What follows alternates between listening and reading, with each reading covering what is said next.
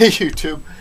Okay, I just got an email from CarrieLee, and she says, it was about another issue, but she says, oh, by the way, Blunty flagged my video for copyright infringement. It's been removed, strike one.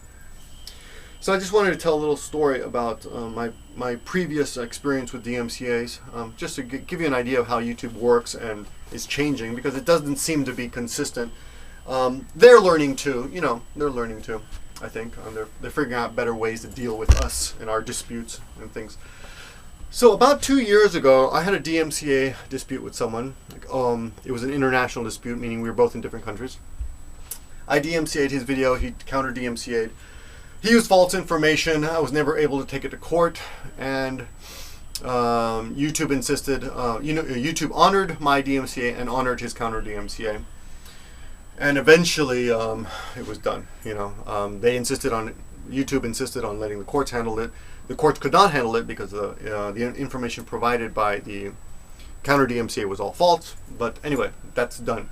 But what was interesting in that point is that YouTube told YouTube's policy then was let the courts handle it. Now, about a year ago, there was a different dispute between two other users, Zach and Mitchell. Not to get into the details because it's going to take more time, but same type of situation. One of them was living in America. One of them, I think, was living in Canada, but it was an international dispute. DMCA, counter DMCA, but this time, because it was an international dispute, YouTube told Zach that they would arbitrate, and they did. They respected the initial DMCA because that's what YouTube does. They just respect the DMCA, and they looked at the counter DMCA and they decided to honor it and put the video back up. And there was no court. There was no insistence on it going to court. So what I would say to CarrieLee is, if you're worried about your strike, having a strike against your channel, I would counter DMCA the DMCA, and for that you're going to have to provide documents, right? As in your address and a contact number.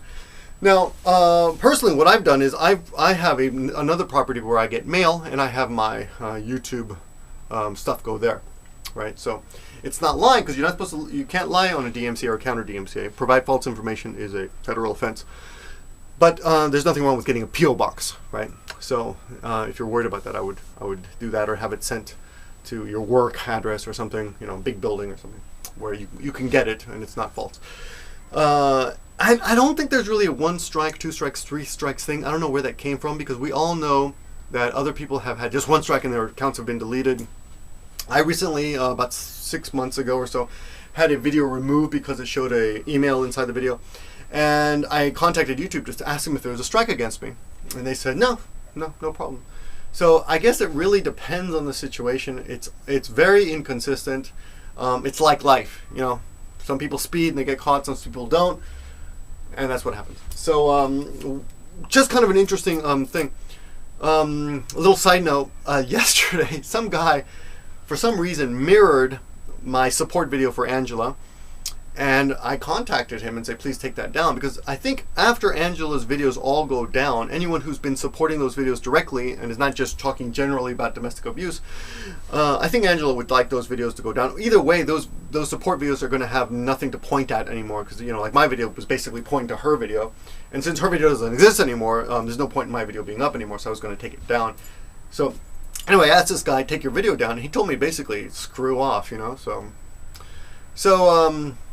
then he sent me some inane conspiracy message. So I just DMCA'd the video, and within 24 hours that video was removed. So that was actually like 12 hours, so pretty impressive. Anyway, that's a little information that you might be interested in, CarrieLee, and for those of you who may deal or have dealt with the DMCAs in the present and future, in the past, that might be interesting for you. So I just like to tell you my experiences. I hope it's useful, and I'll talk to you soon.